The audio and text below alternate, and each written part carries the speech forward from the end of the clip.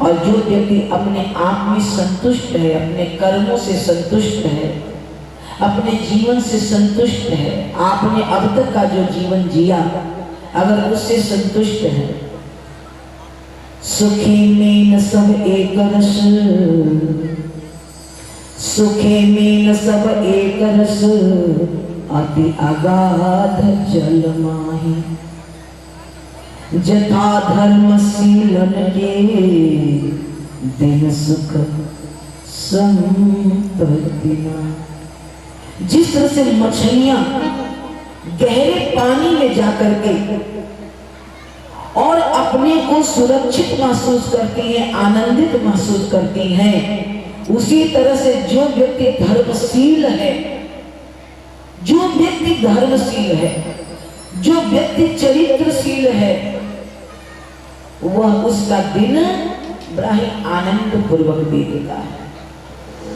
लेकिन आप कितना ही धन जुटा लें, धन जुटाने से किसी को सुख नहीं मिलता। साधन में सुख नहीं बावरे, सुख तो अंदर हो। साधनों में सुख नहीं है, सुख कहाँ है? अंदर। हम सुख बाहर ढूंढते हैं, हम बेटा में ढूंढते हैं, बेटी में ढूंढते हैं। मान लीजिए बेटा हुआ हमारे घर, खूब बधाइयां बजी, खूब लड्डू बटा, खूब मिठाई बटा, खूब लोग आए और आकर के आपको, अरे बहुत आपके घर बेटा हो, अब पता चला 4 दिन के बाद उसकी मृत्यु हो गई, तो वो खुशी आया और चला गया। गाड़ी दरवाजे पर आए और खूब मिठाई बांटते हैं, अब पता चला 2 महीना बाद एक्सीडेंट हो गया, वो खुशी आई और चली गई। गुरुदेव क्या कहते थे? ये बेटा ये सब नाश्वर सुख है, ये नाश्वर सुख है। और इस नाश्वर सुख में जो तुम लपटे हुए हो ना, इससे उठो, इससे उठो, चिंतन करो। इसीलिए गुरुदेव ने एक पुस्तक लिखा है, गहना कर्मणो गति। मनुष्य को 3 दुख होते हैं, दैहिक, दैहिक, भौतिक, तापा। 3 तरह के दुख। एक तो परमात्मा का दिया हुआ होता है, एक खुद का दिया हुआ होता है, और एक संतान का दिया हुआ होता है। आज कोई ऐसे माता पिता नहीं है जिनकी आंखों में आंसू न आते हो। किसके कारण? पड़ोसी के कारण नहीं, अपने संतान के कारण, अपने संतान के कारण आत्माएं रो रही हैं, आंखें रो रही हैं। आज कोई व्यक्ति संतुष्ट नहीं है। एक राजा था और वो राजा, इतना बड़ा उसका राज्य था, इतना व्यस्त रहता था, लेकिन फिर भी एक संत के आश्रम में वो नियम से जाता था। जब उसको फुर्सत मिल जाए, और संत का एक ही काम था, शाम को डेली वो ज्ञान की बातें करते। जितने भी गांव के लोग होते, आस पड़ोस के लोग होते, शाम को आकर के और उनकी उस संत की बातें सुनते। कथाएं क्या हैं? ये बेचैन रूपी जीवन में ना मरहम का काम करती हैं। अपनों ने जो दर्द दिया है ना, क्षण भर के लिए वो दर्द भूल जाता है जब हम कथाओं में बैठते हैं। नाना प्रकार के जो झंझटें हैं, समस्याएं हैं, उन समस्याओं को हम इस 3-4 घंटे में भूल जाते हैं। हमारे संतों ने इसीलिए ये सत्संग बनाया, इसीलिए सत्संग बना। बेटा अपने लिए तो तुम पता नहीं कितना इकट्ठा करते हो, लेकिन कुछ न कुछ निकाल करके रखना। हमारे तो परम पूज्य गुरुदेव ने ऐसे ऐसे सूत्र दिए हैं कि जितनी भी जनता है, जिस क्षेत्र में जो जनता है, अगर 1 रुपया रोज निकालने लगे तो हर साल वो सत्संग सुन सकती है। ये सबसे बड़ी दवा है। जो वैद्य होता है ना, वैद्य जो होता है ना, वो रोग खत्म करता है, लेकिन ऐ मेरे दुनिया वालों, जो संत होता है वो भव रोग खत्म करता है।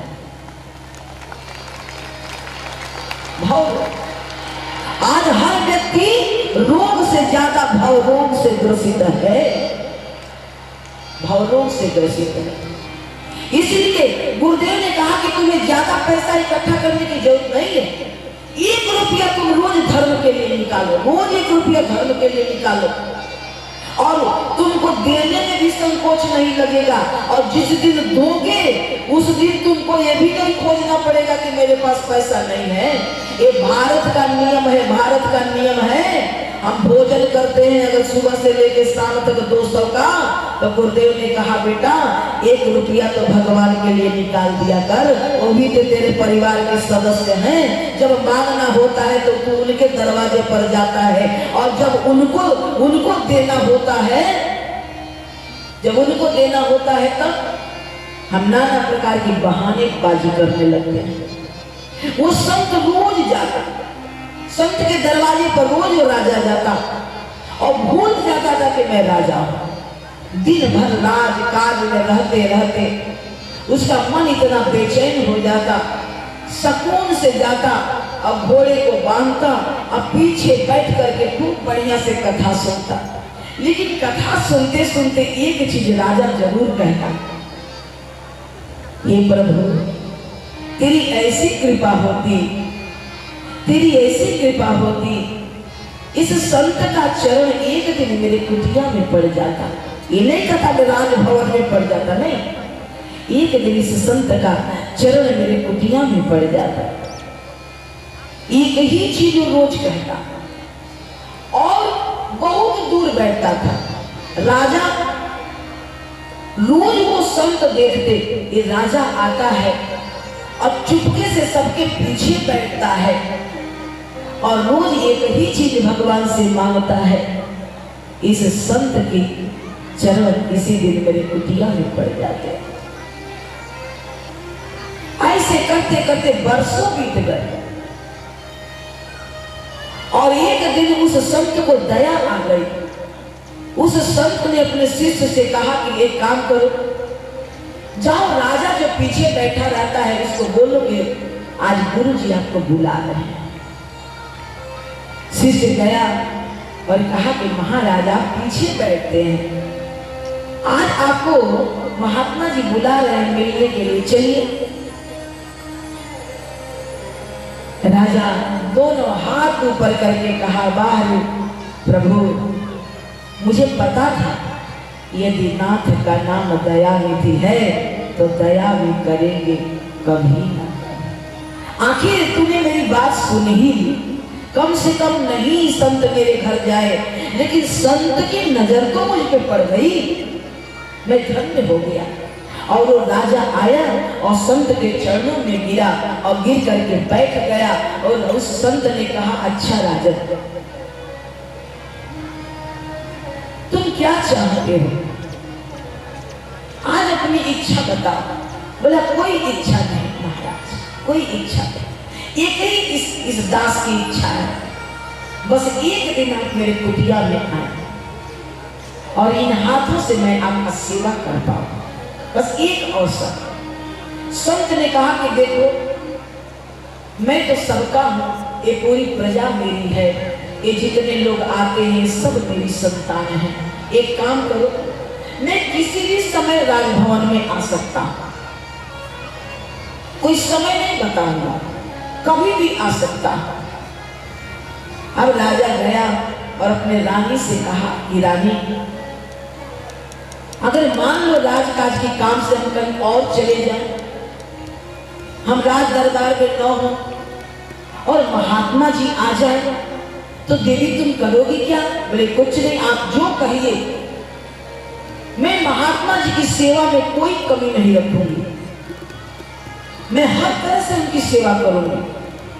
देवी कुछ करना या न करना, लेकिन महात्मा जी को अपने हाथों से भोजन बना करके और उनको जिमाना, उनके चरण पखारना और उनके चरण रज को मेरे लिए भी रखना। रानी ने कहा ठीक है। और सचमुच ऐसा ही संजोग हुआ कि जिस दिन राजा राज दरबार में नहीं था, उसी दिन महात्मा जी उस राजा के घर पहुंच गए। देखिए पुराण भगवान की, तो जब संत जी गए और राजा खान महारानी अपने हाथों से बढ़िया भोजन बनाई और बना करके बढ़िया सुंदर बिछा करके आसन उनके चरणों को पखार करके ले जा करके रख दिया राजा के लिए और उनको भोजन कराने लगी। और रानी जी बैठी थी। महात्मा जी भोजन करते करते पूछे, अच्छा देवी महारानी आपकी कितनी संतानें हैं? महारानी ने कहा कि 3, मेरे 3 पुत्र हैं। अच्छा, आपके राज खजाने में कितना धन है? और महारानी को लगा ये इतने बड़े संत हैं, संतान पूछेगा तो ठीक है, लेकिन ये तो मेरे खजाने की बात पूछने लगे। तो संत ने कहा कि डरो मत, अरे भोजन करते करते कुछ बात कर रहा हूं। तुम्हारे खजाने में कितना धन होगा? बोली महात्मा जी अपार धन है, खजाना भरा हुआ है, धन की कोई कमी नहीं। अच्छा, महात्मा जी भोजन कर लिए। अब भोजन करने के बाद चल गए। जब राज दरबार से एकदम निकल गए, संजोग से उधर से राजा आ रहे थे। अब राजा जी देखे कि अरे महात्मा जी मेरे घर भी गए और मैं इतना अभागा, आज राजा जी से उस संत से मिलन भी नहीं हो पाया। तुरंत घोड़े से उतरे, महात्मा को प्रणाम किए और महात्मा जी के साथ पैदल पैदल अब उनके आश्रम तक छोड़ने जाने के लिए राजा भी चलने लगे। संत ने कहा कि राजा मैंने आज तक पूछा नहीं तुम्हारी कितनी संतानें हैं? राजा ने कहा 1। तो रानी तो कह रही थी कि 3 है, अब तुम कह रहे हो 1। अच्छा, तुम्हारे खजाने में कितना धन है? बोला महाराज ज्यादा नहीं, मात्र 25,000 रुपया है। रानी तो कह रही थी खजाना लबालब भरा हुआ है। राजा के आंखों से अश्रु गिरने लगे। राजा ने कहा कि महात्मा जी रानी के 3 बेटे हैं, ये सत्य है, लेकिन मेरा तो एक ही बेटा है। अच्छा, तुम पति पत्नी तो दोनों एक ही हो, और पत्नी के लिए 3 बेटे, तुम्हारे लिए 1 बेटा? बोले कि हाँ, उनके कोख से 3 बेटा पैदा हुआ, लेकिन 3 में से एक ही है जो पिता की तरह मुझे सम्मान देता है, मेरी हर आज्ञा का पालन करता है। इसलिए हे ईश्वर, मेरी एक ही संतान है और खजाना तो भरा पड़ा है, वो रानी के लिए भरा पड़ा होगा, क्योंकि वो खजाना जो भरा है ना, वो तो प्रजा का धन है, प्रजा का है, मेरा नहीं। लेकिन मैंने अपने जीवन में अभी तक जहां कहीं भी अच्छा काम होता है मात्र 25,000 रुपया खर्च कर पाए हैं, इससे ज्यादा नहीं कर पाया। क्यों? बोले कि मैं राज दरबार का कुछ छूता नहीं, मैं अपने हाथों से टोपियां सिलता हूँ। राज दरबार के जब काम से फुर्सत पाता हूँ तो टोपियां बनाता हूँ और टोपियां सिल करके मैं बाजार में बेचता हूँ। आज भी आपसे मिलन नहीं हो पाया क्योंकि मैं टोपियां ही बेचने गया था। रानी नहीं जानती है कि राजा टोपी भी बाजार में जाके बेचते हैं, और आज मैं आपकी सेवा से वंचित रह गया। संत ने कहा कि राजन, जिस देश का राजा तुम्हारे जैसा हो, उस देश में कभी भी दैविक और दैहिक भौतिक ताप नहीं आ सकता है। ये तीनों ताप से ये प्रजा बची रहेगी। जिसका राजा भगवान के समान ईमानदार हो, उसकी प्रजा हमेशा सुखी रहती है।